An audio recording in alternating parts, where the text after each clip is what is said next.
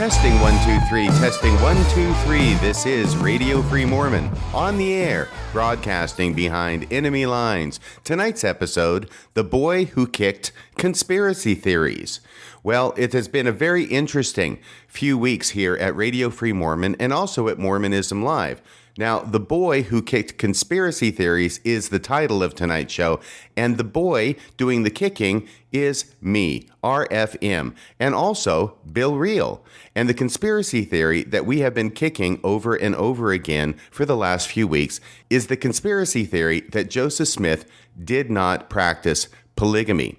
I remember a few weeks ago on Mormonism Live when we did the first episode on this subject, all we did was present the contemporary evidence that Joseph Smith practiced polygamy. And after we researched the issue and made that presentation, it seemed that we had a pretty good case from the available evidence that Joseph Smith did in fact practice polygamy. It is a position that all certified and peer-reviewed historians both inside the church and outside the church agree with, but there is a small subset, although perhaps even a growing subset, of Mormons within the church, and some of them outside the church, who are nevertheless maintaining the minority position, and indeed what I would consider to be the conspiracy theorist position, that Joseph Smith did not practice polygamy, that all the evidence that appears to show that he practiced polygamy is really not evidence at all. These are all the machinations of Brigham Young and ill-designing people who wanted to paint Joseph Smith with this polygamy brush in order to either support their own practice of polygamy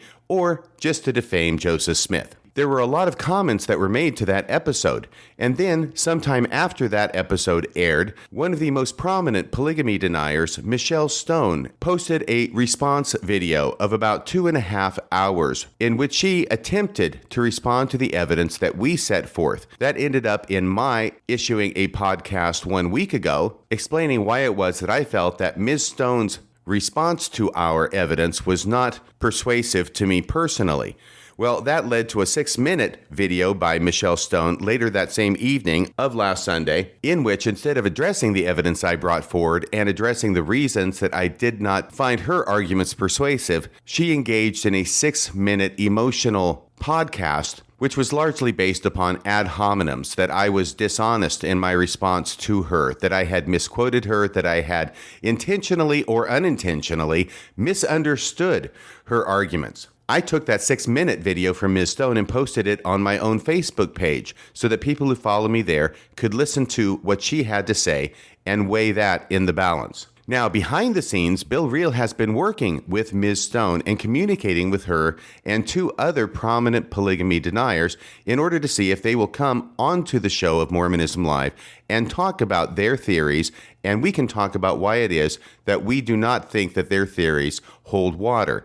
But as of yet, they do not want to be seen in a forum where it is live and they have to speak to people who do not agree with them and be held to account for the logic or illogic of their own position. Instead, right now, what they want to do is have a behind-the-scenes back and forth in writing. But what we want to do is simply meet in a public forum on Mormonism Live and have a discussion about the issues. This is something that they do not seem to want to do, at least not as of now. I hope they will change their mind and come on the show, because right now it's starting to look like they do not have the courage of their own convictions. They are not confident that their position will win the day, and therefore they are hemming and hawing and refusing to come on the show to answer for their positions. At this point, I have to break in for an announcement. I recorded this entire podcast yesterday, which was Saturday, July 1st, 2023. I had spoken with Bill Reel that very morning before I began recording the podcast. And what I reported here in this podcast was the state of things when I spoke with Bill Reel on the morning of Saturday, July 1st, 2023. I then proceeded to record the podcast. I then proceeded to edit the podcast. I broke off editing at around 2 o'clock yesterday afternoon for lunch, came back around 3:30, finished the editing, finished the production, and finally got the podcast up sometime around 5 or 6 o'clock p.m. on Saturday, yesterday. But then, last night, I discovered that the state of negotiations between Bill Reel and Ms. Stone and the others had changed. And all of a sudden now they had changed their tune and they were willing to come on the show. So what I want to make sure is clear is that what I was reporting here, and what I will say also a couple of times throughout the rest of the episode, because I will return to this theme, is correct as of the morning of July 1st, 2023. But I want to make it very clear to everyone that that does seem to have changed without my knowledge, and I want to make sure the record is clear that now it does sound like Ms. Stone and perhaps other polygamy deniers are willing to come on Mormonism Live or perhaps Mormon Discussions. The details have not been ironed out at this point, but they will be willing to come on a live format and answer questions about their position and face pushback on their evidence. So I wanted to make sure that this announcement was made here. I am recording this announcement on the morning of Sunday, July 2nd, 2023. When I found out last night that the information I was giving here was not up to date, I pulled the podcast down in order to regroup, find out what was going on with Bill, and then we agreed that my making this announcement would be sufficient to clarify the record and give you the most up-to-date information that we possibly can. With this announcement being placed into the podcast, I will once again put this podcast up for your listening pleasure. So that is the end of the announcement. I hope you enjoy the podcast. I think it's a lot of fun, and I hope you will too. But as I say, there have been a number of different forums where this discussion has been going on back and forth, and a lot of comments have been made. A lot of comments from the polygamy denier side, a lot of comments from the other side as well. And there are many, many intelligent people making comments, and some not so intelligent, frankly. And of course, in my personal opinion, the not so intelligent ones generally tend to amass on the other side of the argument with the polygamy deniers. But I've gone through all the comments that have been made, and there are actually hundreds and hundreds of them that have accumulated in these different podcasts.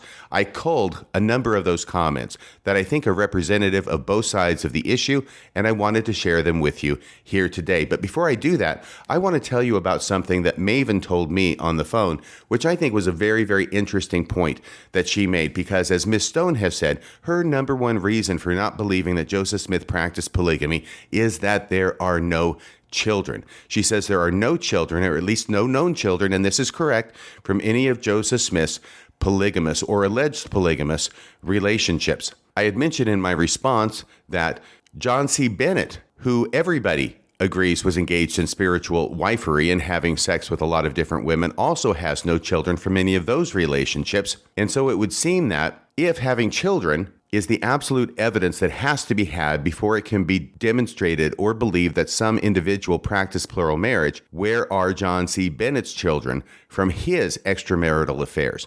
Well, I don't think there are any. And so that is why hinging your position on whether there were children from alleged polygamous relationships does not amount to a whole lot.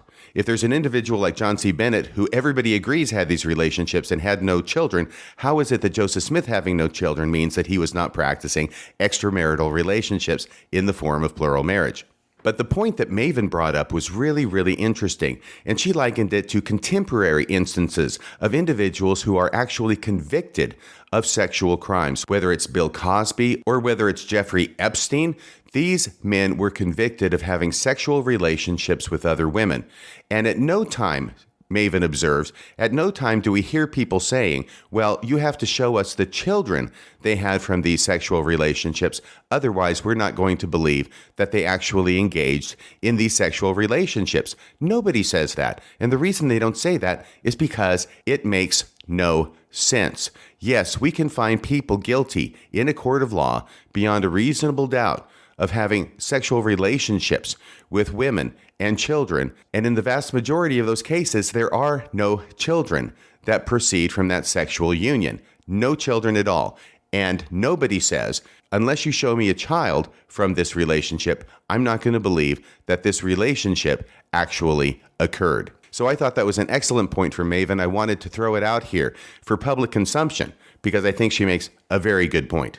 I would also note that Ms. Stone's 6-minute response, in which she engaged with absolutely zero evidence and was really quite emotional about the entire thing, I had to make the observation that her response is much more like a person whose religious beliefs have been critiqued than a person whose historical position has been challenged. There are two completely different ways that a person would respond in a situation like this. If indeed her position is simply based upon history and an evaluation of the historical data, one would expect there to be a much more even-handed, less emotional, evidence-driven response. And yet what we got was 6 minutes of emotion. And as I say, ad hominem, against me personally. And generally, when we see that kind of emotion and ad hominem, it's because a person feels that their religious beliefs with which they identify are being challenged. And I know how this is. I was a member of the church for a long time. I still am on the records.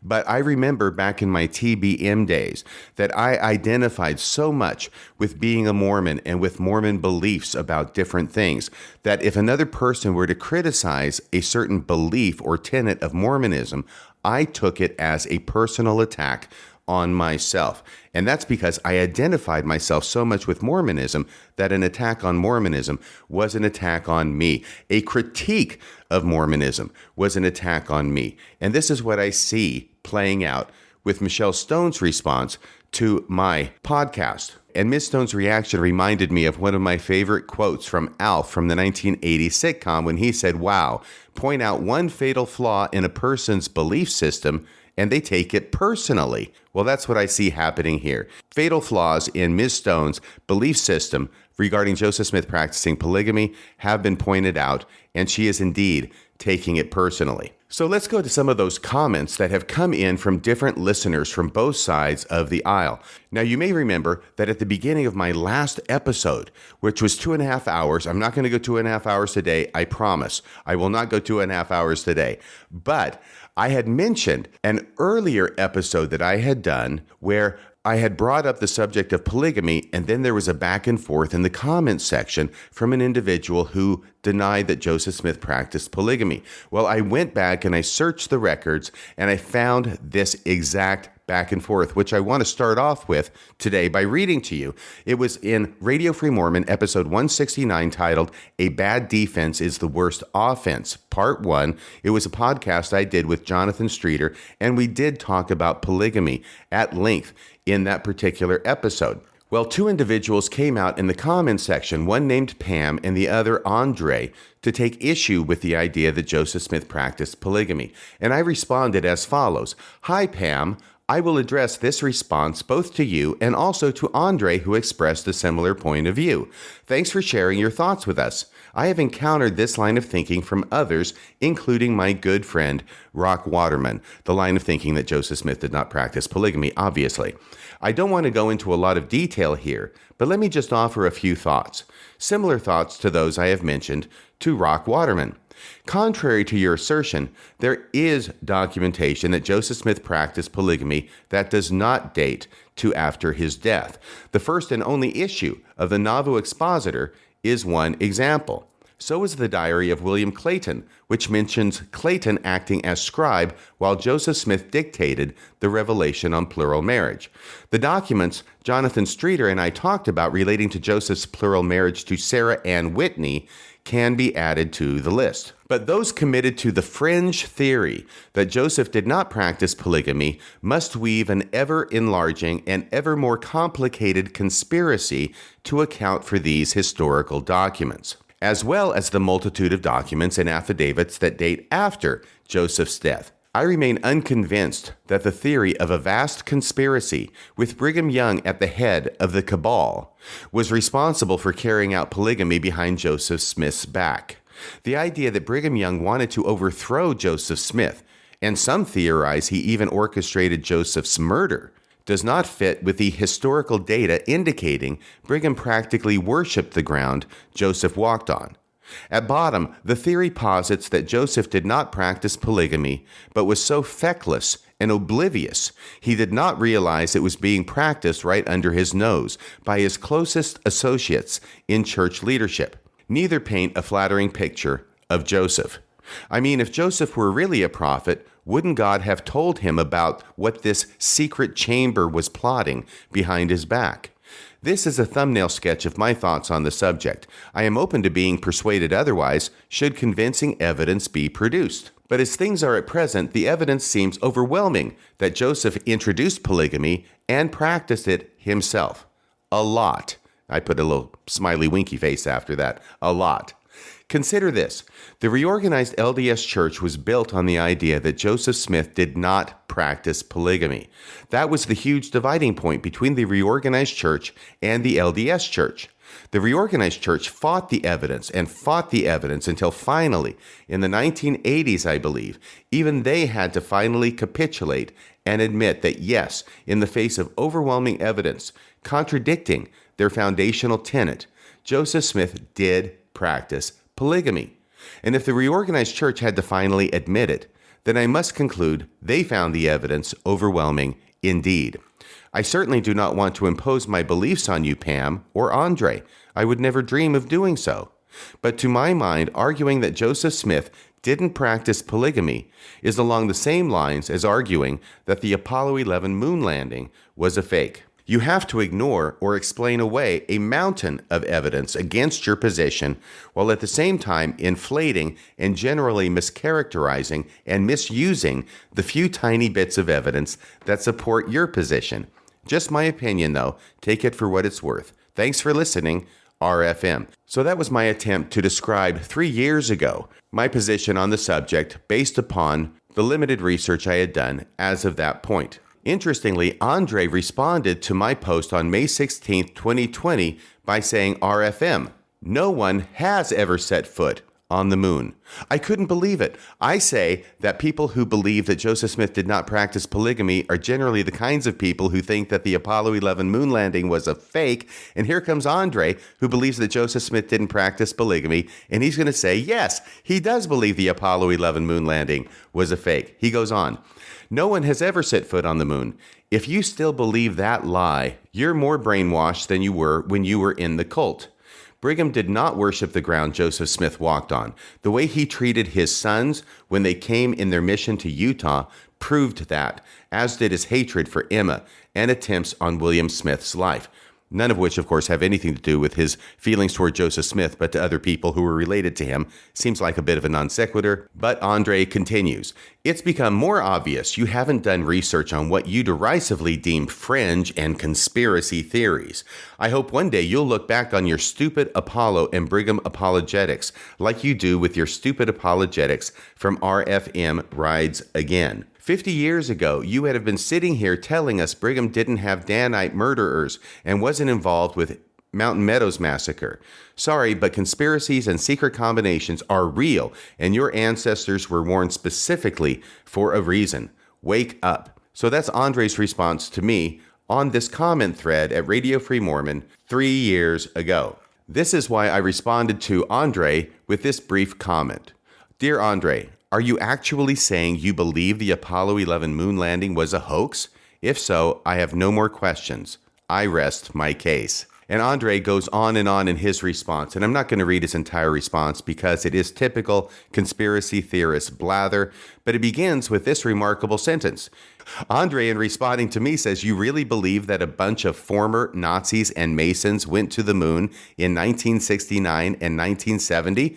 And he goes on from there. So we can see the conspiracy mindset of Andre, who is just one person who believes that Joseph Smith did not practice polygamy. I'm not saying that all people who believe that are as conspiracy theorist oriented as Andre. And yet, as we'll see, even in this latest spate of comments in the past month on these different podcasts, there's at least one other individual who comes forward as definitely a believer in the Apollo 11 moon landing hoax conspiracy theory. So from our original show on Mormonism Live, which was broadcast on June 7th, 2023, remember it was actually on the anniversary of the publication of the one and only issue of the Nauvoo Expositor, which was June 7th, 1844.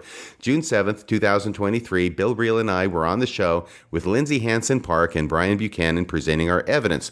And Dan Vogel, who is no slouch in the matter when it comes to Mormon history, commented, thank you so much for taking on this annoying internet claim. You all did very well. I learned some things. Lindsay is exactly right that polygamy was about power. So thank you very much, Dan, for that comment. I think that given your expertise, your training, your background, your study, your publications, that carries a lot of weight. Very glad to have you as a listener to Mormonism Live. Another person named Mike. Now, this is technically Mike Ross 6120, but I'm not going to go and mention all the different names of the people who are responding. I'll just give the first part of their name.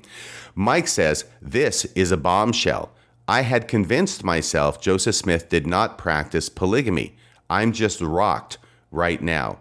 Well, this is what we had hoped to accomplish by bringing forward the evidence in one episode. The contemporary evidence that Joseph Smith practiced polygamy is that those who have heard that theory and may have believed it, but are yet still rational and not completely sucked into the conspiracy theorist mindset, might realize, like Mike did, that the evidence is solidly against that particular conspiracy theory.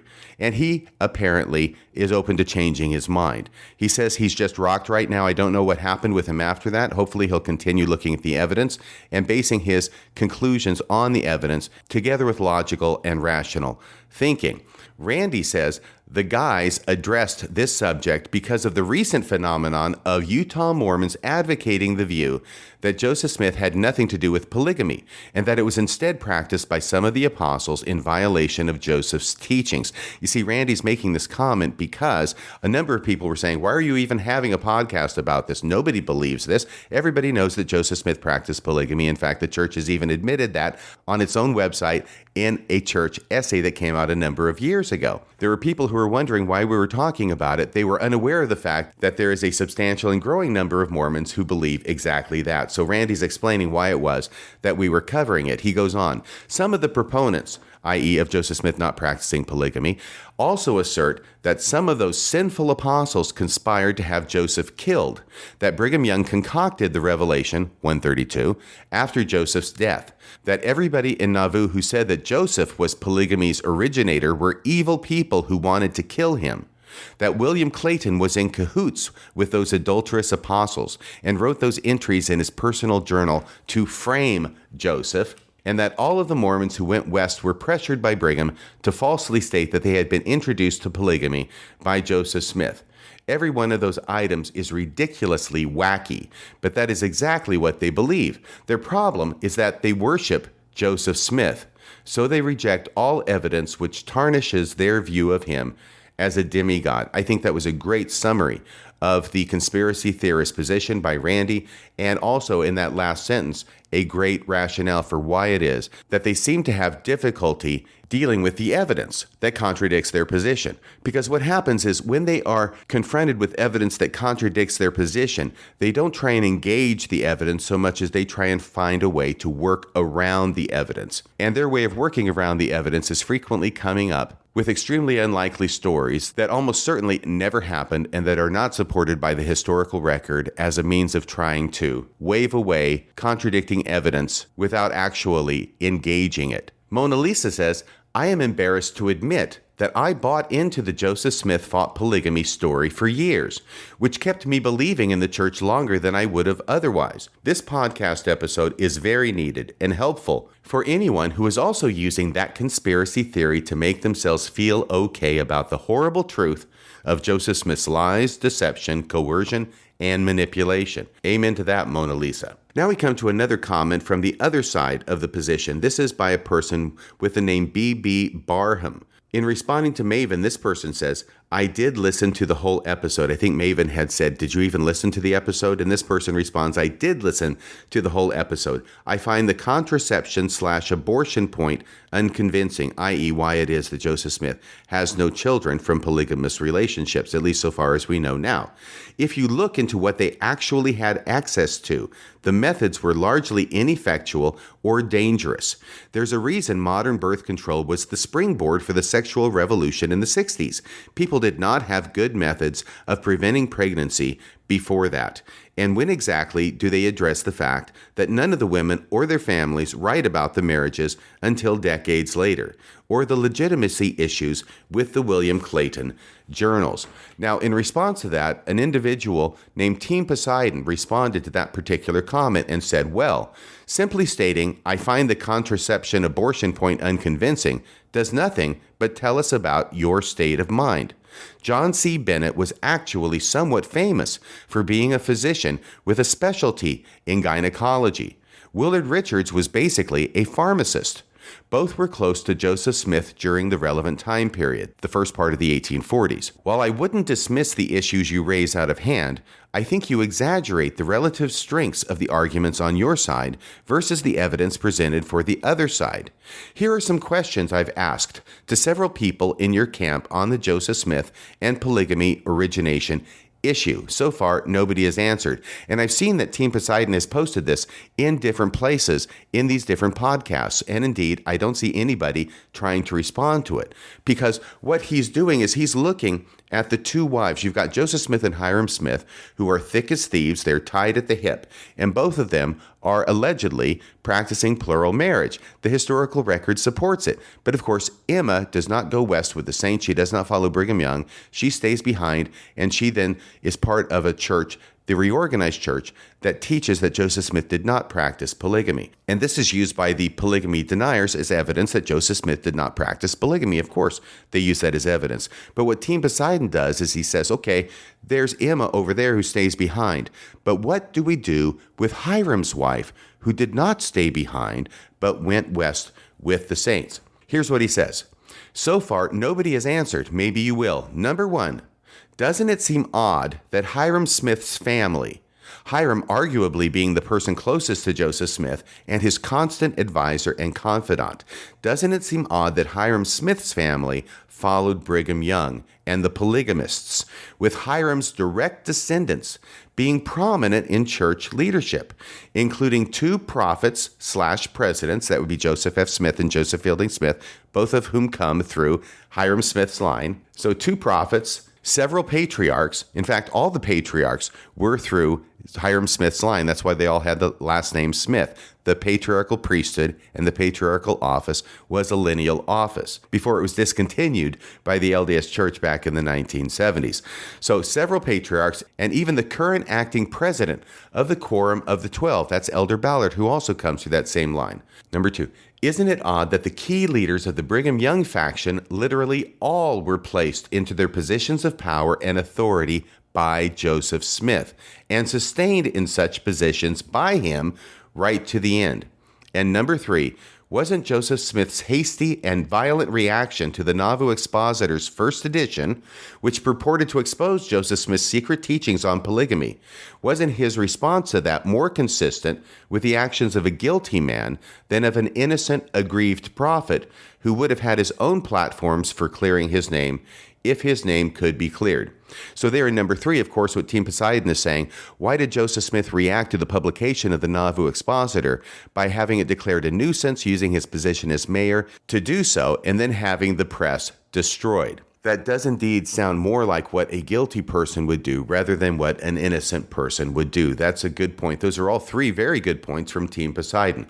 The next comment is again by Team Poseidon, who weighs in on the issue about the no children that Joseph Smith has from any of his alleged polygamous relationships. And he cast doubt upon that conclusion. And this is a very important point that Team Poseidon makes, because really all this boils down to is that there is one alleged plural wife of Joseph Smith, and I believe her name was Sylvia Sessions, who had her daughter named Josephine Sessions, whom she allegedly named after Joseph because she, the mother, Sylvia, told her daughter Josephine that Joseph Smith was her father. Well, DNA testing was done in order to test that claim, and that testing ended up proving negative, that actually Josephine Sessions was not descended from Joseph Smith, and therefore that particular claim was put to rest. But to my understanding, there has not been exhaustive testing of all the people who were alleged plural wives of Joseph Smith and their descendants. It was simply this one which presented itself as a natural subject because of the claim by Sylvia Sessions that her daughter Josephine was fathered by Joseph Smith. Here's what Team Poseidon says. It appears to me that you're attaching an inordinate amount of weight to the no children line of argument. For one thing, it has not been established conclusively, not even by Ugo Perego, who was the individual who was doing the DNA testing, not even by Ugo Perego and the now defunct Sorensen Molecular Genealogy Foundation, which was the foundation through which this testing was being done. All right, so he says, for one thing, it has not been established conclusively that there were no offspring from Joseph Smith's plural marriage activities, notwithstanding the press conference announcement by Ugo and the SMGF, the Sorensen Molecular Genealogy Foundation, suggesting the contrary. He goes on, you mention Emma constantly being pregnant, but don't mention that the majority of her children didn't live beyond infancy, which may be another clue as to what could have been happening to many of Joseph Smith's offspring with other women, assuming that there were any, while still taking into account the other possibilities. You raise some questions that are worth exploring further, but the questions themselves are not strong evidence either way, and they do not really seem to counter the weight of evidence that was discussed in detail in this podcast. Once again, we're still in the comments having to do with our original podcast setting forth the evidence, the contemporary evidence that Joseph Smith practiced polygamy. So that concludes Team Poseidon's comment there. Boys Are Us now responds. I'm with you on this entire presentation and explanation and research, but during the call-ins, when the question is asked whether there are any children, I don't think you can 100% dismiss the question. Every woman who was married who may have gotten pregnant would have to all have had abortions if they became pregnant. I do think that the reasonable explanation RFM stated could be that with 33 plus wives, then timing their cycles and ovulation to when they had sex makes perfect sense to me.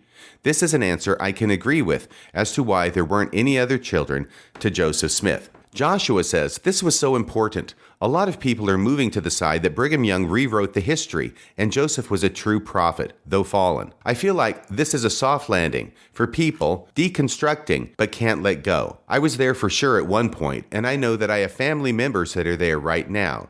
The tipping point to breaking free is realizing Joseph practiced polygamy in the worst way. Then the Book of Abraham, then the Book of Mormon. Team Poseidon weighs in again. Yes, and as pointed out numerous times in this podcast, for Brigham Young to have rewritten the history, he would have needed the cooperation of numerous people at a time when Joseph Smith was still living, as well as requiring the full cooperation of many people who gave their accounts in later years while being actually opposed to and not under Brigham Young's leadership. It's an untenable cope for people who still want to believe that the Book of Mormon is true because they once had special feelings about it or something.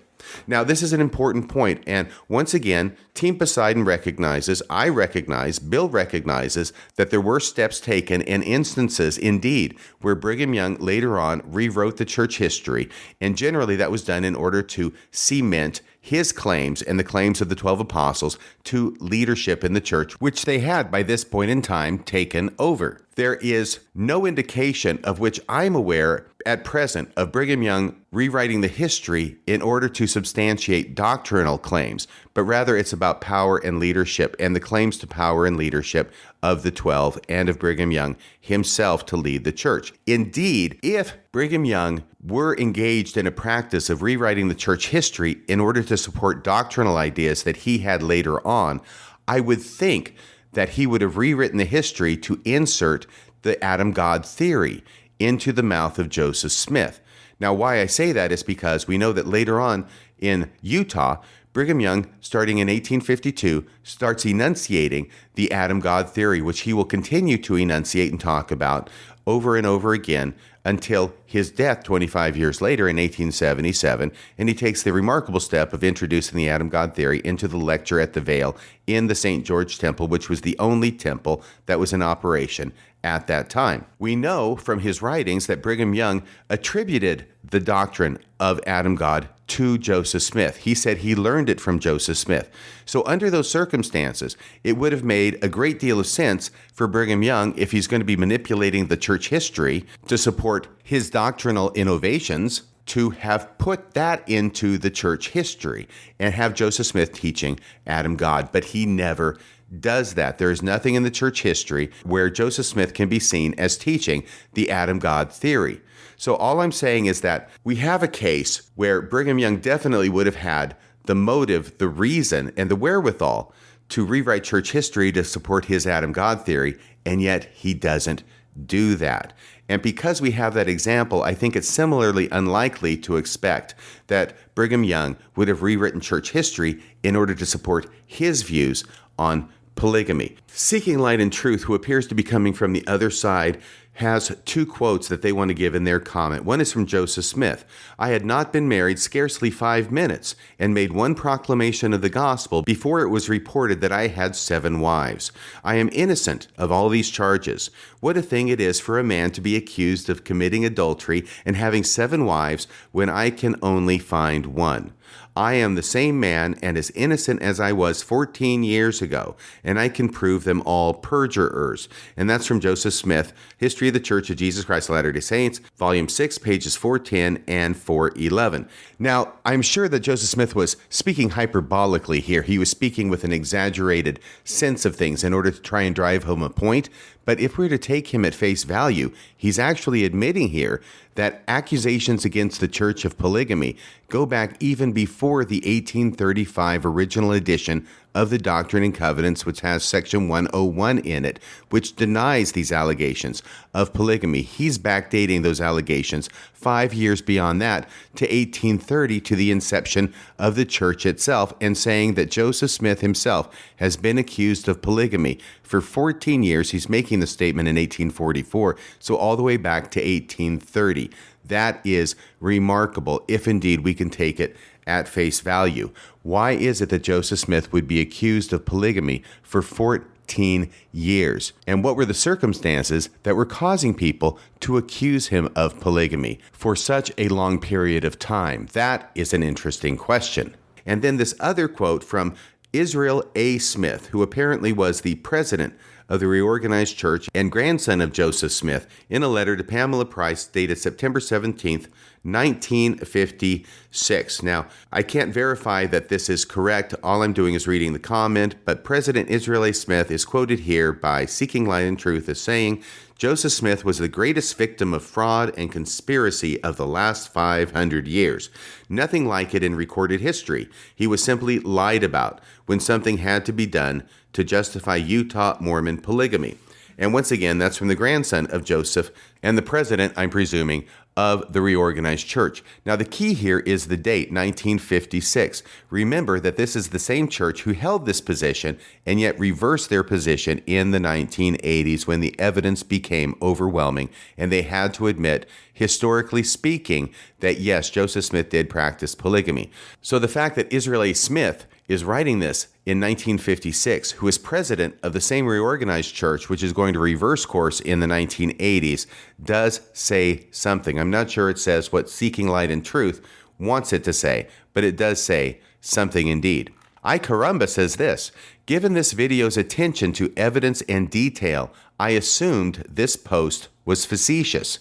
Then I saw your name. Oh, he's responding directly to Seeking Light and Truth.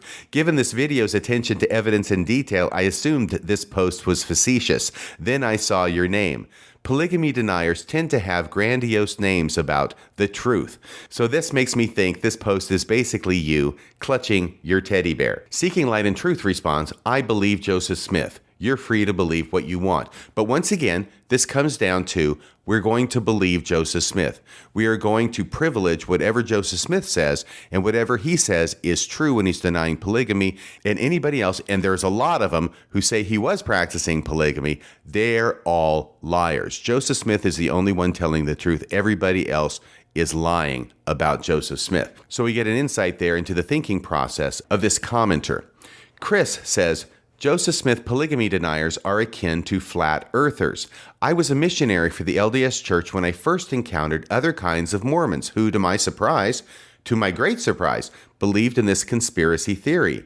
Now, as an ex-mo, I realize that this practice of ignoring evidence to maintain a narrative to which they are emotionally committed is septic throughout all aspects of Mormonism. I must give partial credit to anyone who recognizes that D&C 132 cannot be a revelation from a loving God. I wholeheartedly agree with that belief. However, I can't see how a mainline LDS who believes this conspiracy theory can still have even a shred of faith in Joseph's successors. And this is one of the questions that we have about Ms. Stone. How is it that she can maintain this conspiracy theory, i.e. that Joseph Smith did not practice polygamy, but that Brigham Young did, and subsequent prophets did, and even prophets today are saying that Joseph Smith did, and yet somehow, through all of this morass, Ms. Stone is able to say Joseph Smith was a prophet, President Nelson is a prophet, but a lot of prophets in between were not prophets. That's a hard sell to make, and it's very confusing to many people, including myself, as to how she can possibly rationally maintain that position. But then again, her position on Joseph Smith's polygamy also does not seem to a lot of people to be rational. So given the fact that she has an irrational position on Joseph Smith not practicing polygamy, perhaps it's too much to expect for her to have a rational opinion about whether President Nelson can still be a prophet of God today. Okay, so that's all the comments from our original video. Then Ms. Stone put up her 2.5-hour video. It was called One Polygamy Denier's Response to Bill Reel, RFM, and Brian Hales. It's from her podcast titled 132 Problems Revisiting Mormon Polygamy, which she put up on June 19th, 2023. So here's some comments under that particular video. Ice Cream Lady Driver says, the more I learn, the more I feel that Brother Griffin got it right in his movie. Brother Griffin would be the person who did a movie suggesting that Joseph Smith's murder was an inside job and he was murdered by John Taylor. We did a Mormonism Live episode on that in which we came to the opposite conclusion. And yet this Ice Cream Lady Driver agrees with Brother Griffin on that point. She goes on, the murder of Joseph Smith was an inside job. The leaders have known this all along, but where does this leave us now? The Book of Mormon says something about us waking up to the awful situation we are in. I think we are in a very awful situation. Thank you for helping people to wake up and realize the truth. Now that thanks is, of course, to Ms. Stone, not to me. Gary says, excellent work once again. And that comment is made to Ms. Stone. Once again, these are comments under her response video. And he goes on, and for what it's worth, every time you say, this has gone on too long already, the rest of us are saying, don't stop now. Oh, during her 2.5-hour video, she was saying, oh, I've gone on so long, I don't want to keep going on. But he's saying, no, keep going. Seriously, you could go on for 6 hours and we would still listen as long as you're showing sources and presenting sound arguments. Well done. Well, I wasn't aware of her showing a lot of sources or presenting any sound arguments in her 2.5 hours, but apparently Gary disagrees with that. Okay, Pilates Ann says, I have prayed about polygamy and all its dogma for 25 years. When I first saw your video, the Spirit said, here are your answers. Even though I know it's true, I am scared to teach this. Thank you so much for suffering to bring out the truth. So Pilates Ann brings in the spiritual aspect, that the evidence is not so important to her as the witness of the Spirit. And it's certainly true that people who believe that Joseph Smith was a prophet, that he was a good man, that he was a cut above, that he was moral, he was loyal to his wife, he wouldn't be out there practicing polygamy behind her back, or all the other things that history shows us, that can be very, very upsetting to people. And the idea that he did not practice polygamy can resolve that concern and that cognitive dissonance that's at play there. So when you pray about it and you get the feeling that what is being taught that Joseph Smith did not practice polygamy makes you feel better, that is a resolution of the cognitive dissonance masquerading most likely as the Holy Ghost. And so for Pilates Ann, it's a spiritual conviction. It doesn't have anything to do with the evidence, and that's probably good because the evidence doesn't support that conviction. Lisa says, there is so much evidence on both sides that the only way to know the answer is to be completely humble and sincerely pray about it. So Lisa has the same opinion as Pilates Ann. You just got to pray about it. She goes on, Lord, help me to be open to the truth, even if it goes against what I already believe is the answer. Well, I think we should all try and follow that precept of being open to the truth, even if it goes against what we already believe is the answer. I'm not sure the Lord can help us much with that, but the evidence certainly can. Hold Russ says, RFM got so triggered by someone having an opinion, he had to associate your ideas with the moon landing conspiracy nuts for 20 minutes.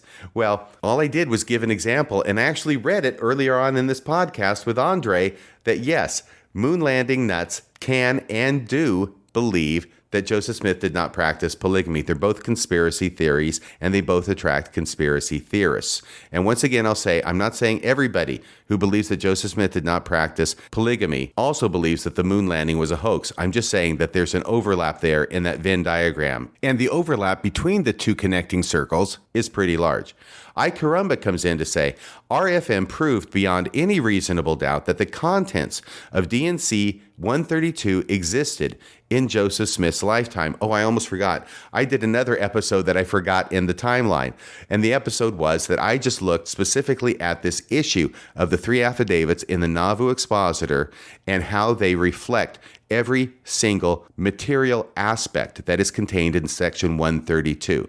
So how is it that people who are leaving affidavits in a newspaper published June 7th, 1844, during Joseph Smith's lifetime, can so completely and accurately, between the three of them, describe the contents of Section 132 if Section 132 was not, as the polygamy deniers claim, it was not written until years later by Brigham Young, and then he wrote it later and said Joseph Smith came up with it? How is it that people during Joseph Smith's lifetime could accurately describe all the material contents, all the salient aspects of Section 132 during Joseph Smith's lifetime, if indeed it wasn't written during Joseph Smith's lifetime? That's what I Carumba is talking about here. Once again, RFM proved beyond any reasonable doubt that the contents of DNC 132 existed in Joseph Smith's lifetime. I listened to this for over an hour and a half just to hear how you explain that. So he's talking to Ms. Stone. I listened to your podcast, Ms. Stone, for over an hour and a half just to hear how you explained that. Very disappointed in your lack of response here. Well, I was too, because she didn't really talk about it at all. Ms. Stone simply sort of waved her hand at it, but never dealt with the evidence. Laura says to Ms. Stone, "Girl, you nailed it. You are my hero."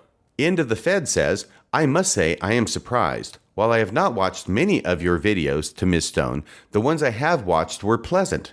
I no longer believe in the church's truth claims, but can appreciate where there is common ground. I thought that the recognition of the harms of polygamy was one of those, i.e. common ground.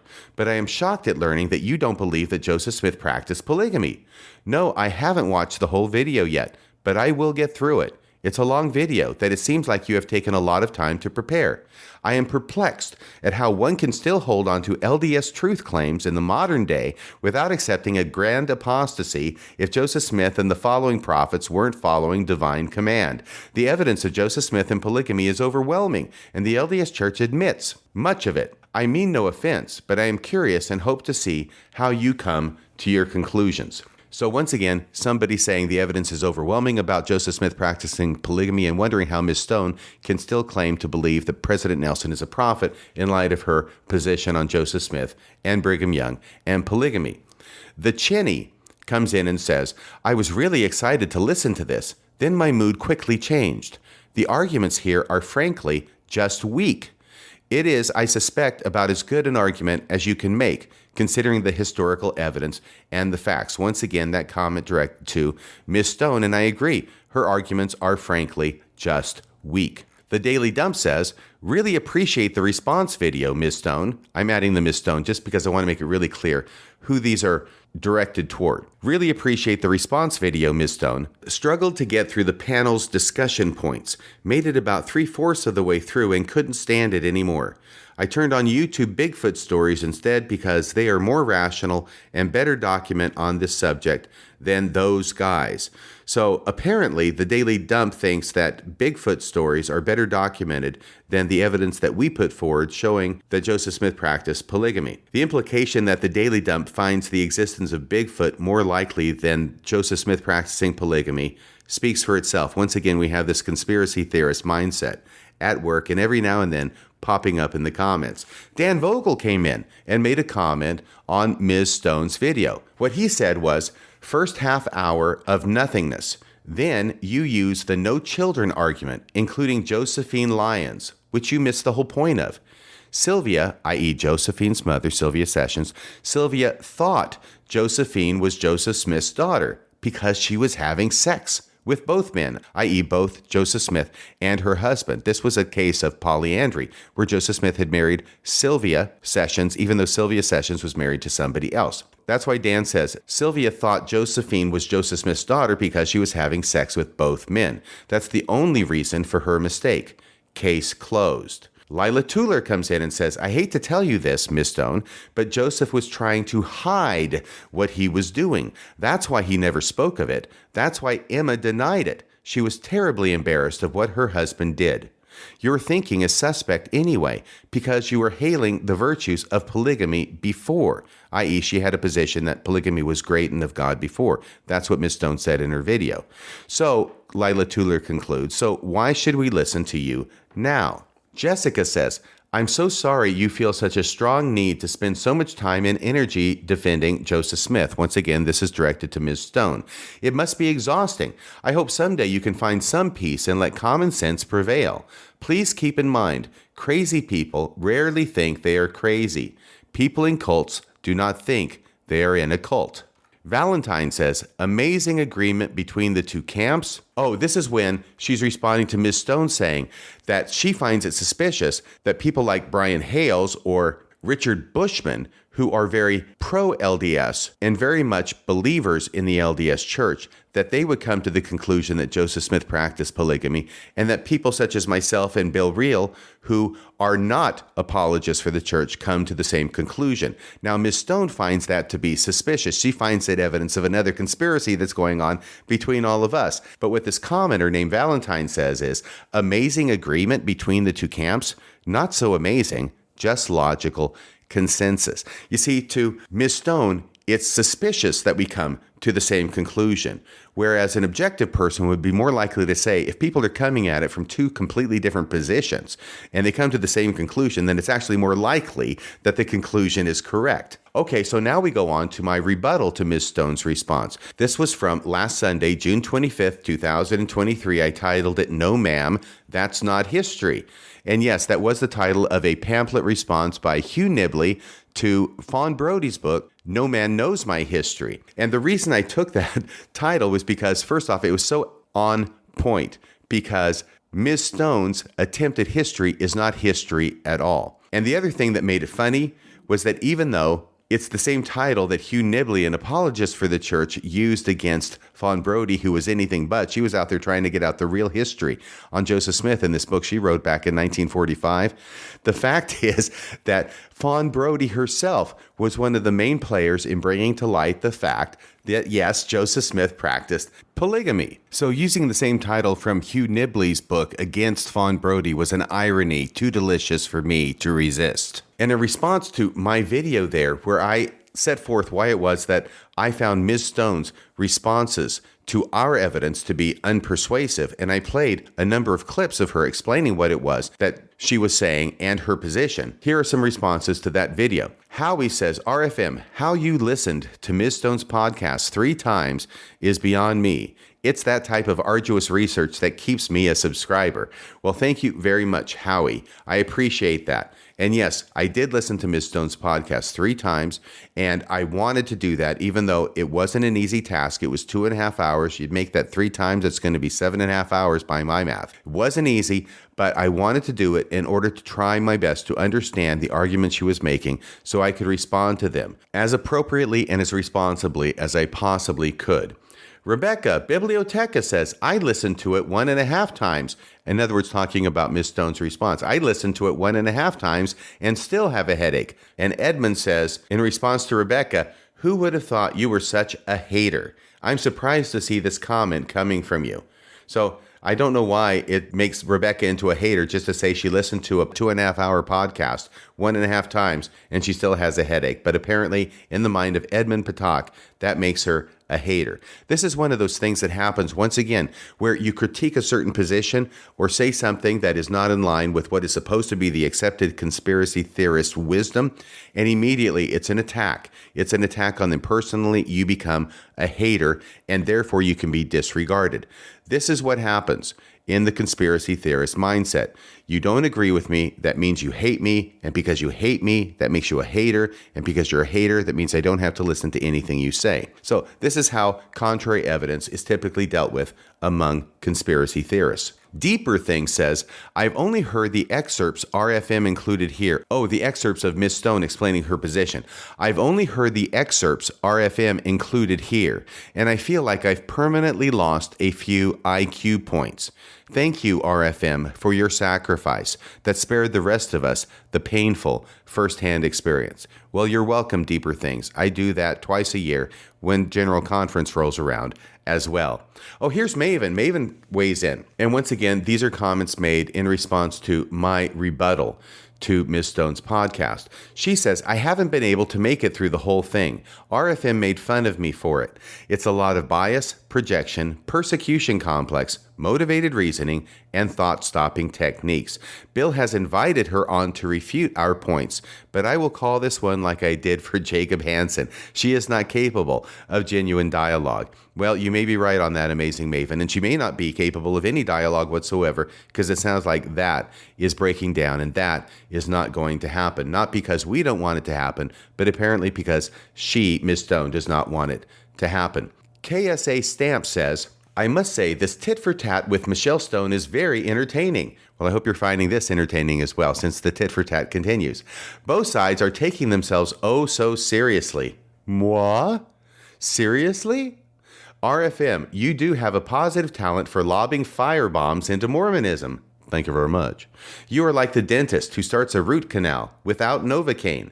You are really hitting a nerve with this issue. Yes, I am, and so is Bill Reel. And that's why I want to continue hitting a nerve with this issue, because I think this is an important point in time, where the polygamy deniers have been able to print their books, have their little podcasts, and not really be publicly challenged on them. And what Bill Reel and I have fallen into is we are the guys who are publicly challenging them on it. We're showing how the evidence contradicts their theory, how their reasons are either irrational or unpersuasive or both. And it is frankly why I called this podcast The Boy Who Kicked Conspiracy Theorists, because it's like the boy who kicked anthills or the boy who kicked hornet's nest. When you do that, all of a sudden, there's going to be a whole lot of activity where it didn't seem like there was a lot of activity before. And that's what's happening in spades right now. And why it is, of course, that there are so many comments to be culled through and read for your entertainment. At least I hope it's entertaining for you. I know it is for me. Jubron comes on and corrects me. Just a small correction. 3 American astronauts went to the moon, but only 2 landed on it. Neil Armstrong and Edwin Buzz Aldrin. Michael Collins, the command module pilot, remained in orbit. I said on my podcast that there were 3 men who landed on the moon. I was corrected by this individual and another, and my response to that was, correction appreciated. So that's what a person does when they get corrected, when they make a mistake in facts. They say correction appreciated. If this had been something where I'm on a conspiracy theory that no, all 3 people landed on the moon, then I would have had to come up with some kind of crazy kind of story to explain why I was right, that 3 people actually landed on the moon and not 2. But no, I'm dealing in facts. I'm dealing in evidence. I'm hopefully trying to arrive at the truth of the matter. And so when I get corrected, I say correction appreciated. Okay, Ron Funk says, active LDS get offended when I try to explain that as an attorney, I have lots of experience and training in evaluating evidence and witnesses and in identifying when a story is true or made up. Apparently, all that does is make me arrogant. So when you have the experience of an attorney, believe me, Ron Funk, I know what you're talking about. When you have experience, which you've gained over decades in my case, of evaluating evidence and witnesses, which helps you identify when a story is true or made up, if it disagrees with the person that you're talking to, then all that does is make you arrogant. Your experience amounts to nothing if the conclusion you reach is contrary to the conclusion of the person you're talking with. Nate says, at one point, it was talked about Bennett, John C. Bennett, having allegations that leave him as an unreliable source. So if I'm hearing correctly, allegations against Bennett should definitely be believed, and allegations against Smith should not be belief. Now, this is a good point that Nate brings up because, of course, everybody understands that John C. Bennett practiced spiritual wifery. That's why Joseph Smith excommunicated him. But what he's saying is any allegations of that sort against Bennett should definitely be believed, but similar allegations against Joseph Smith should not be believed. That's correct. That is the conspiracy theorist mindset. The allegations that support your position are believed. The allegations that contradict your position are dismissed out of hand. That is the methodology. Northern Shrew says, whatever her specific, I think she's talking about Ms. Stone, whatever her specific, very personal reasons are, she is quite literally desperate to hang on to this notion. You don't buy Joseph Smith impersonators and quid pro quo family Bible marriage entries unless they are the only things left in the bargain bin of the prophet shop. Now, that was a great comment. And of course, it's referring to Miss Stone hypothesizing that Brigham Young and Heber C. Kimball brought in a Joseph Smith impersonator, which is referenced in the Martha Brotherton affidavit, which I talked about in my last podcast. And then Miss Stone's story regarding the Lot family Bible, which he completely made up, which is that John Bernheisel, a subsequent husband of Melissa Lott, after she married Joseph Smith and Joseph Smith was killed, she marries John Bernheisel. And then Melissa Lott wants to get divorced from John Bernheisel to marry this other guy that she really likes. And John Bernheisel says to her, by the way, once again, this is just a complete theory. This has no basis in reality, no basis in the historical record. It comes completely out of Ms. Stone's head. That John Bernheisel says to her, well, I tell you what, I'll give you the divorce and let you marry this guy you really like as long as you go back into your family Bible and enter into it all the suspicious stuff about you being married to Joseph Smith. So it's in that context and with that background that I want to once again read this comment from Northern Shrew because it's so good. Whatever her specific and very personal reasons are, she is quite literally desperate to hang on to this notion that Joseph Smith did not practice polygamy. You don't buy Joseph Smith impersonators, that's the Martha Brotherton affidavit, and quid pro quo family Bible marriage entries, that's the Melissa Lott Bible theory, unless they are the only things left in the bargain bin of the prophet shop. Sleepy Calico says, RFM, thank you so much. I had no context for why Ms. Stone imagined she needed to educate anyone that bias exists. She spent the first half hour of her 2.5 hour podcast talking about bias. I sat through that prolonged torment, thinking she eventually would get around to a logical presentation of her counter-arguments on the actual topic at hand. Appreciating that a claim of bias signals a conspiracy theorist would have done wonders for my rising ire. I can appreciate that a claim of bias would be a successful strategy to calm down the cognitive dissonance that conspiracy theorists themselves must experience when people attempt to present facts to them. Lesson learned, and thank you again. I think it was a great kindness for you to invest the time to respond to her video, even when you knew facts would just glance off of her.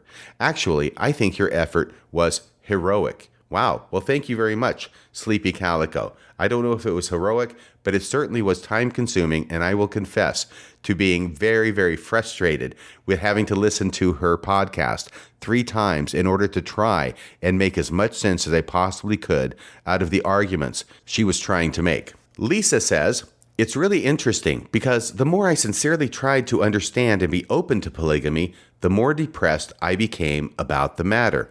Depression is not a fruit of the spirit. When I was finally led to watch Michelle's videos, the cloud of depression was lifted. Polygamy is not and never was of God.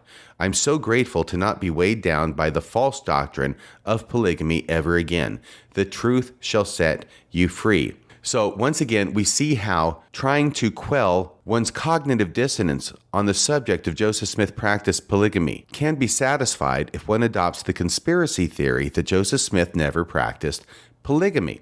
Tomb says, listening to her podcast and reading the supporting responses, it seems believing Mormons mistake earnestness with accuracy. Yes, and they always have done so since its very inception. Believing Mormons mistake earnestness with accuracy. And that's true of believing Mormons. It's true of a lot of people beyond Mormonism. If someone says something earnestly enough, no matter how outlandish it is, there is always going to be a subset of the population that will believe it. Experience tells us that much. P.T. Barnum put it this way, there's a sucker born every minute. Prof or not, another commenter says this: "Thanks so much for this episode. You're welcome. I posted my sentiments on Michelle Stone's channel only for her to refer me to an earlier podcast of hers to prove her point.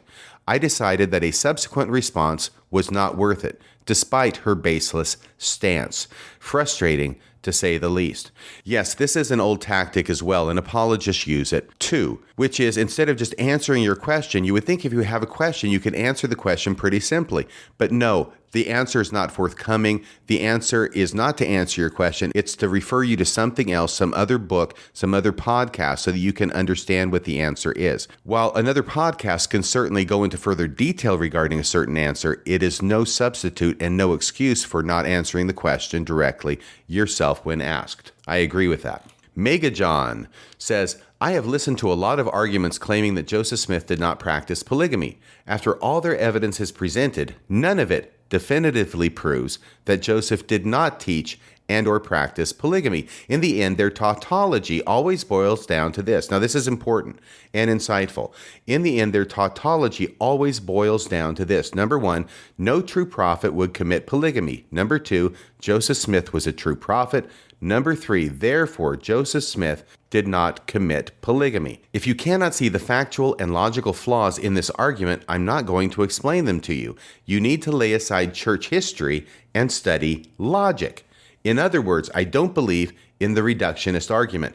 The church has a long history of teaching one thing publicly and another thing privately. I don't believe in the motivation behind the reductionist argument. In short, you should not base your salvation on the righteousness of any man, but on the mercy and merits of Christ alone. These same people who condemn prophet worship in the church today and who present evidence going back to Brigham Young and going forward that the church has a practice of telling one story in public while practicing the exact opposite in private, carve out an exception for Joseph Smith. Excellent comment there, Mega John. Thank you for contributing that to the discussion. Mina Gutta has this to say: "Michelle is a kind, well-meaning woman, but she is so willfully and intentionally ignorant on this issue. If you have followed her for some time, you understand that she has been heavily traumatized by the polygamy doctrine. So I almost don't blame her, as denial seems like the only way she can process it." Prez says, "Paper-thin argument." Oh, this is in response to me. Prez is a polygamy denier. Paper-thin argument, Radio Free Mormon. "You literally admitted 5 minutes in that you weren't going to respond to everything she said. So I will have to assume you chose the easiest topics to respond to." Well, that is an assumption on your part. And you know what they say about the word assume. Okay, going on. Your data pool for the moon landing and polygamy denier Venn diagram is one person, even though we'll see before we're done that it's at least two people. You and others operate under the same conclusion first format that literally every person on earth also follows when they think for themselves, then try to find evidence to support their claims. So what I see the polygamy deniers is doing, Prez sees me as doing. Try all you want to act like we are all idiots. No, I'm not trying to act like you're all idiots. I think that very intelligent people can believe conspiracy theories, but it doesn't mean that they're not conspiracy theories. There are also very intelligent people who believe in Mormonism, that believe that the earth is flat, that believe that the moon landing was a fake. It's not a question of intelligence. It's a question of how they process information and how they derive their own personal feelings of worth and specialness. But I don't want to go into a side discussion of why conspiracy theories attract adherents. Regardless, going on. Try all you want to act like we are all idiots, but funny enough, we actually use our brains more than most members of the church who believe everything they're told without doing their own research. There is mountains of research to show that Joseph was not a polygamist, and this did not start in the 21st century. Don't forget that the church schismed almost the moment of Joseph's death into sects that asserted that Joseph never practiced polygamy. You are being intellectually dishonest and doing the same thing you accuse others of doing all the time, duping your audience into thinking you're the one who's got the true gospel and nobody else understands the way you do. Your attorney background really shows the way you twist the evidence to fit your prosecution. I think everyone knows not to trust a lawyer. Wow. Okay, Prez. I guess Prez isn't taking this personally at all. No, I'm not saying you're idiots. I'm not saying that I'm the only one who's right. I'm not saying that I'm the one that everybody has to listen to.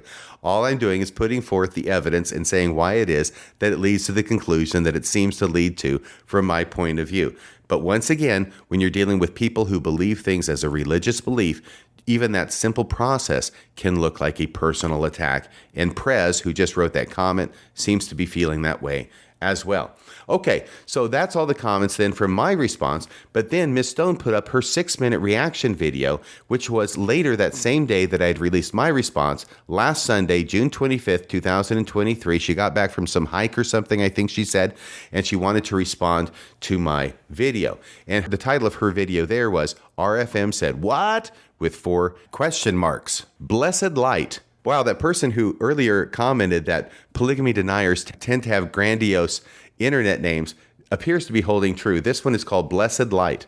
Okay, so Blessed Light says, RFM put an attorney spin on them, and not even a very good one.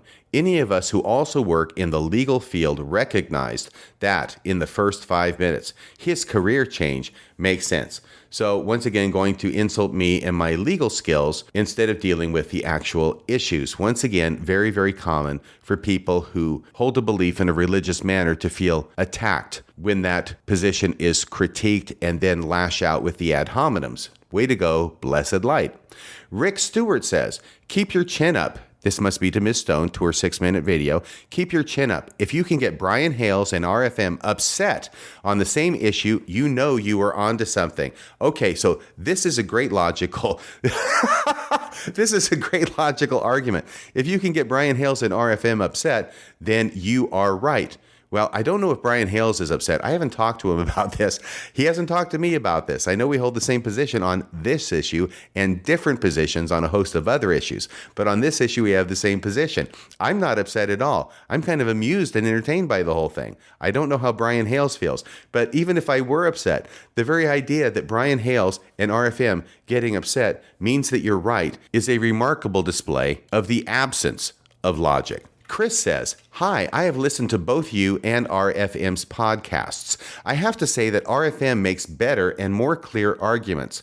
They are more logical and less biased than your opinions. I say opinions because when you say things like, I just don't believe her, and this is something that Ms. Stone would say throughout, oh, I don't believe that person when they said this. I don't believe this person when they said that. She tries to discount people who present evidence contradicting her position by saying, I don't believe them. So once again, Chris is saying, I say opinions because when you say things like, I just don't believe her, that is an opinion. And interjecting that into the argument is not sticking to the facts like you say you are. I think RFM has put together a presentation that sticks more to the facts than your presentations. However, I am having fun watching this debate unfold!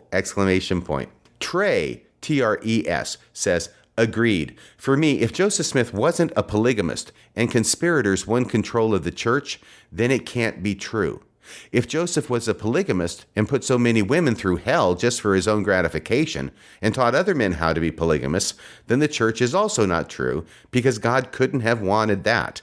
God and Jesus can be real without the Mormon church being true. And here Trey presents the horns of the dilemma on which polygamy deniers such as Ms. Stone have placed themselves if they continue to believe that Joseph Smith did not practice polygamy, but they also believe that the current church is still true. Another poster, TXCIN, says, even if polygamy was not true doctrine, and he, Joseph, did not cheat on Emma, Joseph was lying about seeing treasure and then said he could translate. He was found guilty of money digging, and it has been proven he could not translate Egyptian. So I think this commenter is saying, so what if he wasn't lying about polygamy? He was lying about all this other stuff. Doesn't that mean anything when it comes to evaluating whether Joseph Smith was a prophet of God? A poster named Prophet Central says, I thought about listening to his video. That must be my video. I thought about listening to RFM's video, and I have to say that you have made quite a wave in this world. Or in his world, for someone like him to dedicate multiple hours Well, if you're going to say hours, I think by definition it's going to be multiple. But regardless, going on, for someone like him to dedicate multiple hours to throwing dirt on you is quite an accomplishment. You see, he hasn't even listened to my video, and yet he already knows that I'm throwing dirt on Ms. Stone. If he were to go back and listen to it, he would find no dirt and just facts. The more he feels the need to defend his stance, the more sandy his foundation gets. Well, of course, that applies only to me, and it would never apply to Ms. Stone. Truth, he goes on, truth doesn't need to be defended. So if that's true, why is Ms. Stone defending it? I don't understand. A lot of these arguments go only one way. They have a big one-way street sign attached to them. And these arguments go only one way, and they're never applied the other way. And Prophet Central is doing that in spades with pretty much every single sentence in this comment. Truth doesn't need to be defended. I just worry that by doing a short response, her 6-minute response, I just worry that by doing a short response, saying that you are not responding is going the opposite direction that you want to. Just move forward and let the blind lead the blind and the dead bury their dead. So that's Prophet Central's comment. Antone says, please list the things he got wrong. I think that's a great comment, and Antone is not the only person to post that comment under the 6-minute response that Ms. Stone did to my podcast. She says over and over that I got things wrong, that I'm either being dishonest in the way I'm representing her arguments, or I legitimately did not understand what it was she was saying. But she never says what it is that I got wrong. So Antone is just saying, please list the things he got wrong. It's a reasonable request. Cody comes in response to that and says, she did.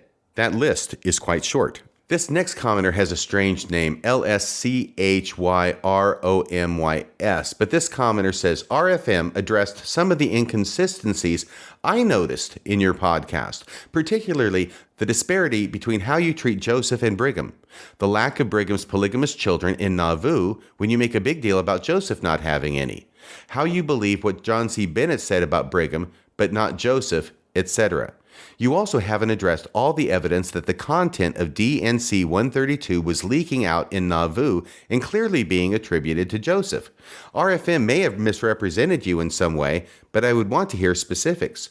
On most of his points, he played the audio of your arguments. Thank you for making that comment. Yeah, I'm not just sitting there saying she said this. I'm playing her audio. I am playing her words. I'm not just making up arguments and then attributing them to her. I am letting her give her arguments in her own words, which makes it difficult to understand how she can say that I'm intentionally misrepresenting her arguments when I'm playing her own words, making those arguments. This commenter goes on most of his points, he played the audio of your arguments. One thing RFM didn't address has to do with the possible tampering of documents by Brigham and other church leaders. I would expect that, i.e. the tampering, whether Joseph taught, practiced polygamy or not. They could be falsely attributing things to Joseph. But if Joseph taught them polygamy privately, and that was being challenged by Joseph III and the RLDS, then naturally, they would present and even exaggerate or make up evidence to defend Joseph's part in it. Joseph left them in an awkward position with his public denials, whether they were sincere or not. So I don't think this evidence favors either theory. Thank you for that comment. Prez, the polygamy denier, comes in with another comment. Now, this is very interesting because once again, we get insight into the conspiracy theorist mindset. Thank you, Prez. Here we go. The devil is going to make the hate stronger and stronger, so don't give up. He gives these words of encouragement to Ms. Stone. The devil is going to make the hate stronger and stronger. You're doing the Lord's work, and one day the world will see it and regret the things they've said about you as well as Joseph. So this is not a religious belief at all. It's just a strictly historical position. The haters will always come up with something distasteful to say or simply insinuate you've been duped. But your supporters know just how deep you've dug to bring these things to light. And we know your journey you've had to go on to get to this level of confidence that Joseph was not a polygamist.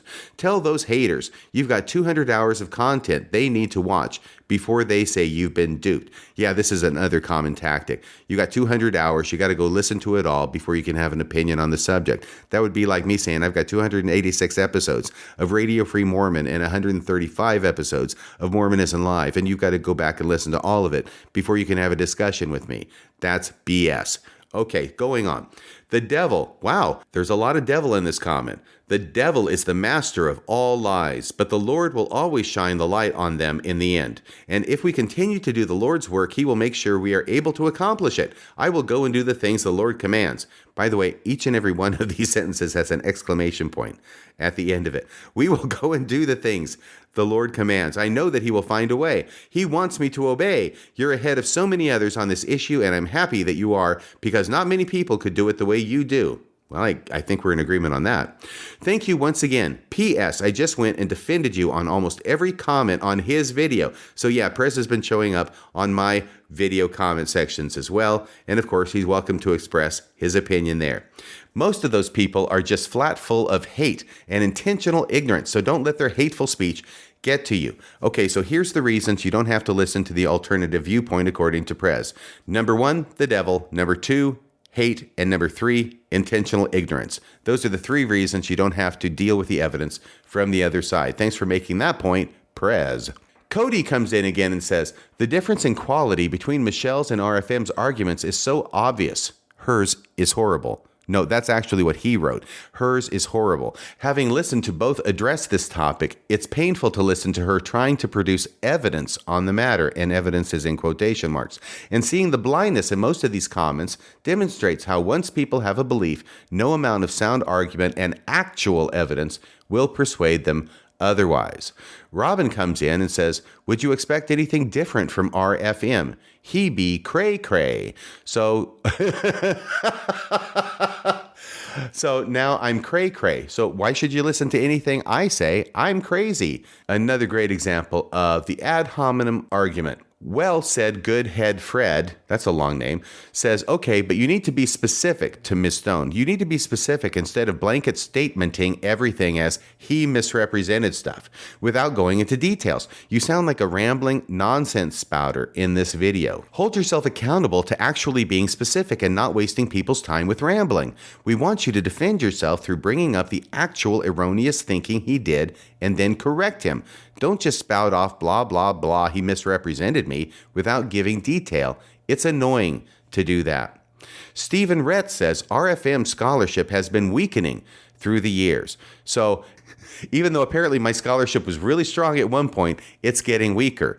And what I intuit from that is that Stephen Retz has been hearing me say things in the past that he agrees with, i.e. my scholarship was strong, to now I'm saying things that he disagrees with, therefore my scholarship is getting weaker. Well, it's the same person. I'm using the same scholarship. I'm using the same tools. I'm using the same methods of analysis that I have used from the beginning.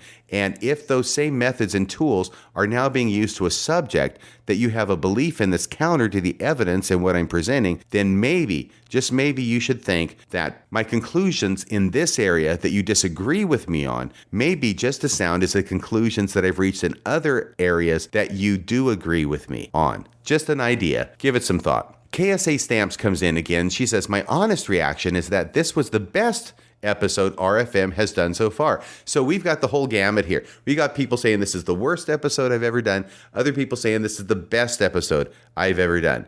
KSA Stamps thinks this is the best. He really took you to the woodshed tonight. So a direct comment to Ms. Stone. I think the best interpretation of all the evidence surrounding this is that Joseph Smith is the originator of Section 132 and initiated plural marriage as a secret practice, carefully regulated by him to a narrow set of insiders, and that he publicly lied about this, knowing full well the consequences if this were exposed. The exposure of this practice by the expositor did, in fact, lead to his death. Brigham Young, Heber Kimball, and about 15 others were part of the secret holy quorum of the anointed, those who'd received their second anointing, the insider group, which were nearly all practicing plural marriage secretly in Nauvoo. To me, RFM is trying to base his conclusions on what the evidence actually shows. I don't think he is intentionally distorting your arguments. I am still active LDS, but frankly, this attempt to try to save Joseph Smith at all costs, and despite substantial and contradictory evidence, is getting tiresome. Whenever someone challenges your conclusions, Ms. Stone, and seems to be doing it with the actual contemporary evidence we have on this, you and others such as Midnight Mormons and Jacob Hansen immediately begin to accuse the other side with deliberate distortion of your arguments, or that you are being unfairly attacked personally. This is a very unfair argumentation and really underscores the weakness of your position on this subject. Now, Valentine comes in and says, I just listened to it, by which I think she means my podcast. I just listened to it. It was great. He clearly shined the light on conspiracy theorists like yourself. He also destroyed your arguments, especially the Melissa Lott Bible case. He did so in an easy-to-understand, humorous manner. I'm sorry, you've been duped by a convicted con man. Paul comes in and says to Ms. Stone, you got absolutely dropped. I am a Catholic, so actually no dog in this fight. Your approach on the family Bible was so brutal. Why not just tell Joseph he doesn't control you anymore?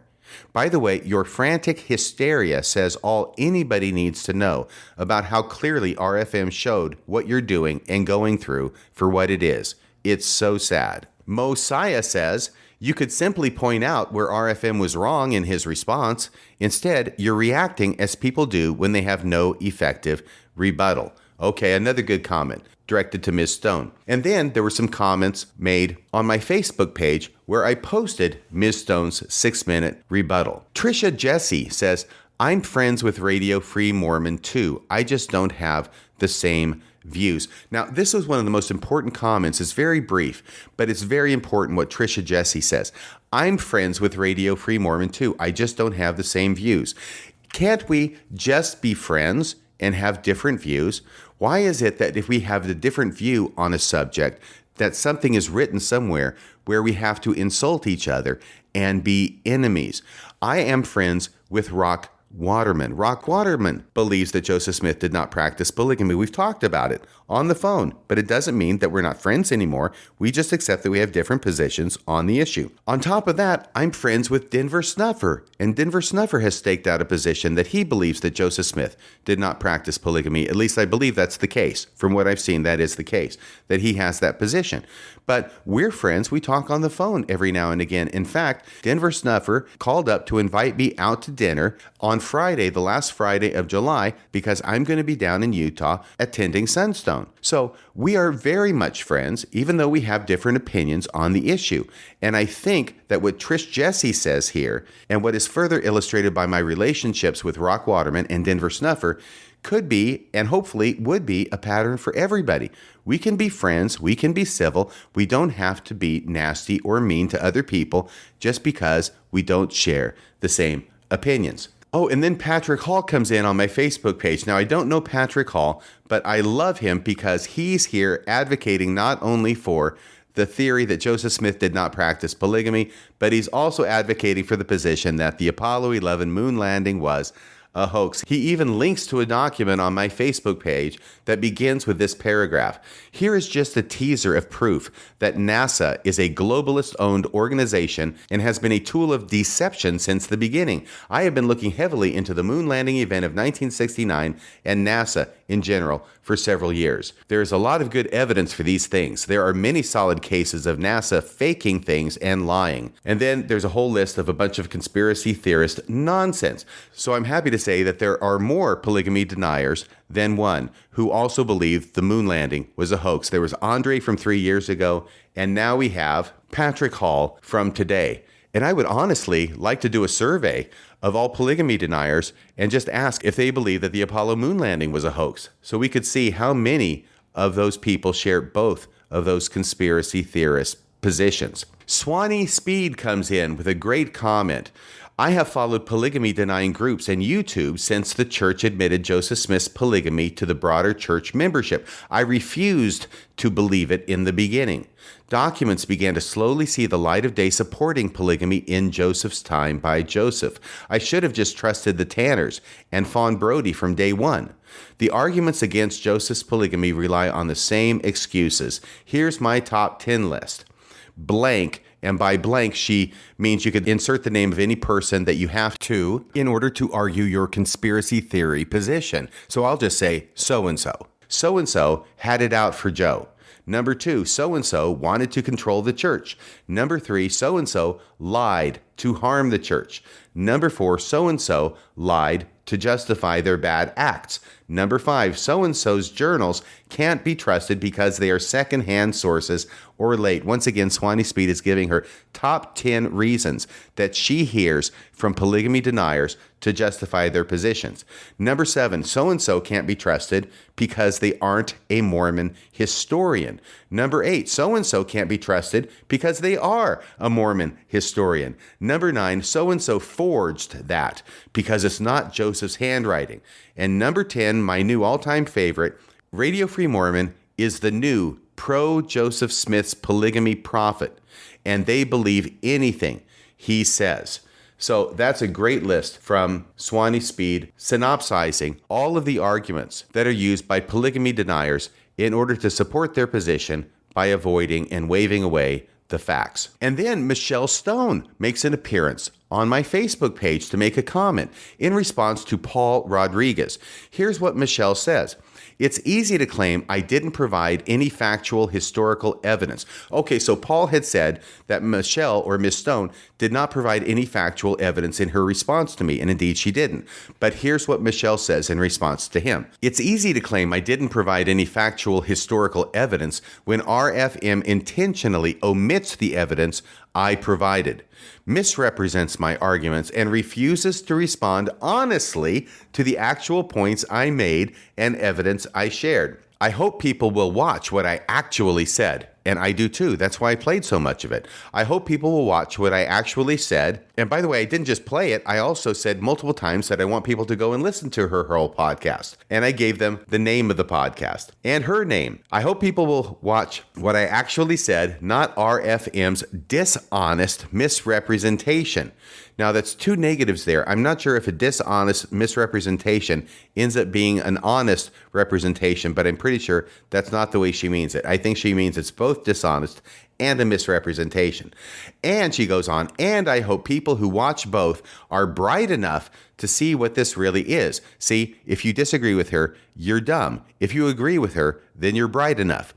If you are confused about any of my actual points or can't see how dishonest and inaccurate RFM is in this video, I will be happy to answer questions and clarify points on my video. I am extremely hesitant to engage at all here and will likely not engage further. But she did come to my Facebook page and make that comment. And by the way, that comment is still up to date because I'm not going to take it down. I want her to be able to express her opinion, and I want people to be able to read what she has to say and compare it with what I have to say and what Bill Reel has to say so they can make their own informed decisions. I am not about suppressing alternate views. But Paul then responds to Ms. Stone by saying, Michelle Brady Stone, well, you have made an accusation that is defamatory, and he should call you to the carpet and debate you publicly and clear the air. And Michelle Stone says, I'll be curious to see if that will happen. Well, once again, of course it's defamatory, but I don't care. People defame me all the time. It goes with the territory. But certainly, I and Bill Reel have the invitation open to debate Ms. Stone publicly and clear the air. Ms. Stone says, I'll be curious to see if that will happen. What's really going on behind the scenes is that she appears to be refusing to allow that to happen. So I will be curious as well to see if that will happen. Going on, Patrick Hall responds to Ms. Stone and says, I'd be curious to know why your devoted followers also happen to be people who deny the moon landing. Does it concern you that the people who believe your fictional claims are completely unmoored from reality? Interesting question, though somewhat trenchantly put by Patrick Hall. I don't think Ms. Stone ever got around to responding to that one. But Paul comes back in and says to Ms. Stone, I listened to his podcast, and he did ask people to listen to your podcast numerous times. How can you call him dishonest? Well, I don't think Ms. Stone responds to that either. Now Carol Willis comes in and says, you and RFM don't get it, do you? She's responding to somebody who supported my position. You and RFM don't get it, do you? Don't you realize none other than the LDS Church itself made up the lie in the first place that Joseph Smith practiced polygamy? Back then, it was to legitimize polygamy. Today, it is to legitimize the LDS Church and its claim to authority. The problem is, if it is shown that Mormon polygamy really was a product of Brigham Young, then Young is a fraud, and by extension, so is the LDS Church, since it claims its legitimacy and authority through Brigham Young. The whole house of cards then falls. They have motive to double down on their original lie instead of be honest and tell the truth for a change. So those are some of the comments from my Facebook page where I posted my rebuttal, but I also posted on my Facebook page the 6-minute response that Michelle Stone did. There were a couple of comments there I wanted to bring up. Amy Hepworth Green says, she, Ms. Stone, comes off as a frantic personality who is bursting at the seams with anxiety. All I heard from her was word salad on high-speed chop setting. I hope she is okay. Randall Hahn quotes Carl Sagan as saying this: one of the saddest lessons of history is this: if we've been bamboozled long enough, we tend to reject any evidence of the bamboozle. We're no longer interested in finding out the truth. The bamboozle has captured us.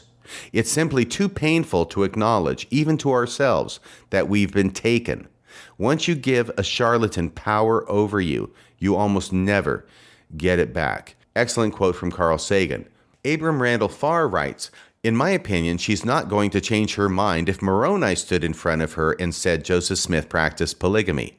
But I think the episode RFM did was a fascinating insight into the astonishing lengths a conspiracy theorist would go to try to prove something didn't happen that has compelling evidence that it did happen. Scott Weed says, that's what you get for watching her original video 3 times, RFM. Maybe a 4th view would have made her happy. Or maybe even she doesn't understand her own arguments. Trevor says, well, if she is interested in having an honest and open dialogue, then maybe RFM, you should extend an invitation to her to be on Mormonism Live and discuss this issue in real time instead of response videos back and forth. Yes, that's what I would prefer. That's what Bill Reel would prefer. It seems that Ms. Stone does not prefer that, and neither do the other 2 people who are polygamy deniers. And I think they're associated with a podcast called Hemlock Knots that Bill Reel's been in contact with. It doesn't sound like they want to come on the show to talk about the subject either. Make of that what you will. Ruskov says, most historians now believe and present evidence that Smith was a polygamist. Even the church itself states his number of wives is 30 to 40. You have to be willfully blind to these facts. She, Ms. Stone, apparently is. And finally, Catherine says, yeah, if you were misrepresenting her statements, RFM, if you were misrepresenting her statements and reasonings, then why would you tell people to go back and listen to her podcast to hear the missed material? But taking things personally is one way to create loyalty in one's viewership. Now, that's an interesting observation, that taking things personally is one way to create loyalty in one's viewership. I don't know if Ms. Stone's taking this personally, which she obviously is, and other polygamy deniers who are making comments throughout, and I've read a lot of them, they're taking it personally is a way to create loyalty, but it's certainly, definitely a way to avoid dealing with the evidence. Well, those are some of the comments that have been going on in this recent situation where Bill Reel and I are presenting the evidence that shows that Joseph Smith practiced polygamy, and also presenting evidence that shows that the polygamy deniers do not really seem to have much of a leg to stand on. It is not something that has happened, to my knowledge, at least not in recent memory, where this kind of public discourse is taking place. And I think it's a very important moment in LDS history regarding this subject. And I think the fact that the polygamy deniers do not want to come on a public show and discuss the issue says a lot, not only about the strength of their position, but their own perception of the strength of their position. Because it sounds to me like they know their position is weak, and they don't want to be put in a position where they can be addressing other people who can push back on their position and show how weak it is. Well, this was a lot of fun for me. I hope it's been fun for you. I don't know where this discussion is going to go, but believe me, if Ms. Stone and the people at Hemlock Knots want to come on Mormonism Live to have a public discussion about this issue, we will make the time available to them. That is my promise to you. So, that's about all for tonight.